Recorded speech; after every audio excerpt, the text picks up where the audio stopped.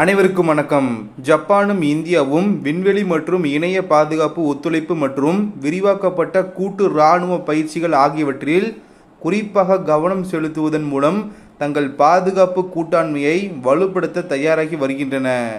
பிராந்தியத்தில் சீனாவின் கடல்சார் செல்வாக்கு விரிவடைவது குறித்த அதிகரித்து வரும் கவலைகளுக்கு மத்தியில் இந்த வளர்ச்சி ஏற்பட்டுள்ளது.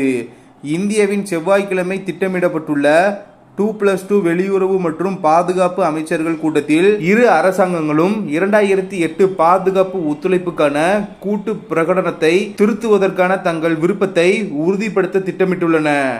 இந்த திருத்தமானது விண்வெளி மற்றும் இணைய பாதுகாப்பு போன்ற வளர்ந்து வரும் பாதுகாப்பு களங்களை அறிவிப்பில் இணைப்பதை நோக்கமாக கொண்டுள்ளது. இது இருதரப்பு பாதுகாப்பு கூட்டாண்மையை விரிவுபடுத்துவதை குறிக்கிறது. அசல் கூட்டு பிரகடனத்தை ஜப்பானுக்கும் இந்தியாவுக்கும் இடையிலான விரிவான பாதுகாப்பு ஒத்துழைப்பை கோடிட்டு காட்டியது. இதில் வெளிநாட்டு மற்றும் பாதுகாப்பு அதிகாரிகளின் பரிமாற்றங்கள் மற்றும் கடல் போக்குவரத்து பாதுகாப்பு ஆகியவை அடங்கும். இருப்பினும் 2008 கையெழுத்திட்டதிலிருந்து பாதுகாப்பு நிலப்பரப்பு கணிசமாக வளர்ச்சி அடைந்துள்ளது. இது விண்வெளி மற்றும் சைபர் ஸ்பேஸில் புதிய சவால்களை எதிர்கொள்ள வேண்டியதன் அவசியத்தை எடுத்து காட்டுகிறது. இந்த களங்களில் இரு நாடுகளும் தங்கள் இருதரப்பு ஒத்துழைப்பை படிப்படியாக வலுப்படுத்தி வருகின்றன. அவர்கள் 2012 சைபர் ஸ்பேஸ் பற்றிய முதல் பேச்சுவார்த்தைகளையும் 2019 விண்வெளி பற்றிய முதல் உரையாடலையும் நடத்தினர்.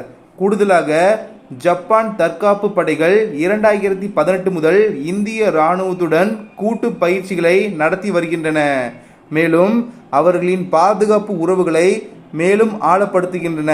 பாரத பிரதமர் திரு நரேந்திர மோடி அவர்களின் ஜப்பான் பயணத்தின் போது ஆண்டு இறுதிக்குள் இறுதி செய்யப்படும் என்று எதிர்பார்க்கப்படும் திருத்தப்பட்ட கூட்டு பிரகடனம் சுதந்திரமான மற்றும் திறந்த இந்தோ பசிபிக் நோக்கிய மேம்பட்ட ஒத்துழைப்பை குறிக்கும் என்று எதிர்பார்க்கப்படுகிறது.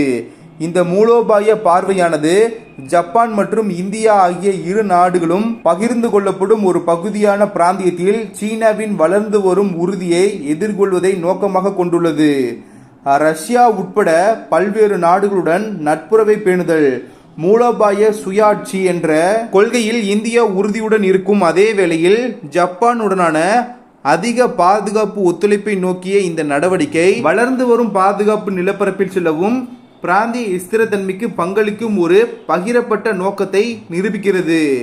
அடுத்த செய்தி, பாலஸ்தீனம் மீதான போரை இஸ்ரேல் தீவிரப்படுத்தியுள்ள நிலையில் போர் நிறுத்தம் குறித்த வலியுறுத்தல்கள் தீவிரமடைந்துள்ளன.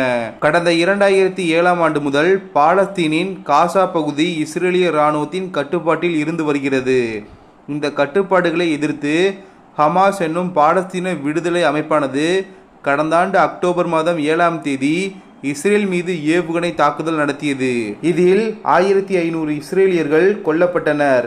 இதுதான் தற்போது இஸ்ரேல் நடத்தி வரும் போருக்கான தொடக்க புள்ளி. ஹமாஸை அழிப்பதே முதன்மையான நோக்கம் என்று முழக்கமிட்டு இஸ்ரேல் இந்த போரை தொடங்கியது. போர் தொடங்கி 11 மாதங்கள் ஆகியுள்ள நிலையில் இதுவரை 39,000க்கும் அதிகமான காசா மக்கள் கொல்லப்பட்டிருக்கிறார்கள். இது காசா மக்களின் மொத்த மக்கள் தொகையில் 1.7% ஆகும். அதே போல 3.7% மக்கள், அதாவது 86,000 பேர் போரால் படுகாயமடைந்துள்ளனர். 23 லட்சம் மக்கள் போர் காரணமாக இடம்பெயர்ந்துள்ளனர். பசி, பட்டினியும் தொற்று நோயும் அவர்களை துரத்தி கொண்டே இருக்கிறது. காசா பகுதி ஏறத்தாழ தரைமட்டமாகிவிட்டது. இப்படி நிலைமை மோசமடைந்த நிலையில் போர் நிறுத்தம் குறித்து உலக நாடுகள் அழுத்தம் கொடுக்க தொடங்கின. எனவே அமெரிக்கா, கத்தார் மற்றும் எகிப்து உள்ளிட்ட நாடுகள் போர் நிறுத்த முயற்சியில் ஈடுபட்டன. இவை அனைத்தும் இஸ்ரேல் ஆதரவு நாடுகள் என்பது கவனத்தில் கொள்ளத்தக்கது. பணைய கைதிகளை விடுவித்தல், தாக்குதலை கைவிடுதல் என இஸ்ரேலின் கோரிக்கையை ஹமாஸ் ஏற்க முன்வந்தது. இப்படி இருக்கும்போதுதான் போரை தீவிரப்படுத்துவதை போன்ற சம்பவம் ஒன்று நடந்தது. அதாவது ஹமாஸ் தலைவர் இஸ்மாயில் ஹனியே அவர்கள் உயிரிழந்த விவகாரம்தான். இதற்கு பதிலடி கொடுப்போம் எனவும் ஹமாஸ் அறிவித்திருக்கிறது. இது மட்டுமல்லாது ஹமாஸ் ஆதரவு நாடுகளும் இஸ்ரேலுக்கு எதிராக திரும்பியுள்ளன. இதனால் மத்திய கிழக்கில் முன்னெப்போதும் இல்லாத அளவுக்கு பதற்றம் நிலவி வருகிறது. எனவே இதனை தணிக்க தற்போது அமெரிக்கா மீண்டும் முயற்சிகளை மேற்கொண்டுள்ளது. குறிப்பாக அமெரிக்கா, கத்தார், இஸ்ரேல், எகிப்து பேச்சுவார்த்தையில் ஹமாஸ் அமைப்பு பங்கேற்கவில்லை. இஸ்ரேல் புது நிபந்தனைகளை விதிப்பதாகவும் இது போர் நிறுத்தத்திற்கு உதவாது என்று ஹமாஸ் பேச்சுவார்த்தையை புறக்கணிக்கிறது. மறுபுறம் ஈரானில் வைத்து ஹனியே அவர்கள் கொல்லப்பட்டதால் ஈரான் பழிவாங்க துடித்துக் கொண்டிருப்பதாக பார்க்கப்படுகிறது. இதனை தடுக்க மொசாட் உளவு தலைவர் டேவிட் பர்னியா, சின்பெட் உள்நாட்டு பாதுகாப்பு சேவையின் தலைவர் ரொனேன், CIA இயக்குனர் பில் பர்ன்ஸ், அமெரிக்க மத்திய கிழக்கு தூதர் பிரெட் மெக்கூர்க், கத்தார் பிரதமர் Sheikh Mohammed bin Abdul Rahman bin Jassim Al Thani மற்றும் எகிப்து உளவுத்துறை தலைவர் அப்பாஸ் கமெல் ஆகியோர் கலந்தாலோசித்துள்ளனர். அடுத்த செய்தி, இந்தியா இதுவரை மனிதர்களை சொந்தமாக விண்ணுக்கு அனுப்பியது கிடையாது. இதை சாத்தியப்படுத்த ககன்யான் திட்டம் செயல்படுத்தப்பட்டு வருகிறது. இந்த நிலையில் இந்த திட்டத்தின் மிக முக்கிய சோதனை வரும் டிசம்பர் மாதம் நடத்தப்படும் என்று இஸ்ரோ தெரிவித்திருக்கிறது. மனிதர்களை விண்ணுக்கு அனுப்புவது என்பது உலக சாதனை என்றாலும் கூட, ஆனால் அதைவிட முக்கியமாக இது சாமானிய மக்களுக்கும் அறிவியல் மீதான ஈர்ப்பை அதிகரிக்கும். காலம் காலமாக விண்வெளி பயணங்கள் நடந்து கொண்டுதான் இருக்கின்றன. ஆனால் இந்திய வம்சாவளியைச் சேர்ந்த சுனிதா வில்லியம்ஸ் உள்ளிட்டோர் விண்வெளி பயணங்களை மேற்கொள்ளும் போது இந்தியாவில் அது பேசும் பொருளாக மாறுகிறது.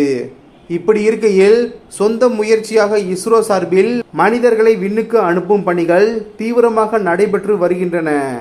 அடுத்த ஆண்டு இந்தியாவிலிருந்து 4 வீரர்கள் விண்வெளிக்கு பறப்பார்கள் என்று இஸ்ரோ கூறியிருக்கிறது. ஏற்கனவே இந்தியாவை சேர்ந்தவர்கள் விண்வெளிக்கு பயணித்திருக்கிறார்கள். கடந்த 1982ஆம் ஆண்டு ரஷ்யா சல்யூட் 7 என்னும் விண்வெளி நிலையத்தை ஏவி இருந்தது.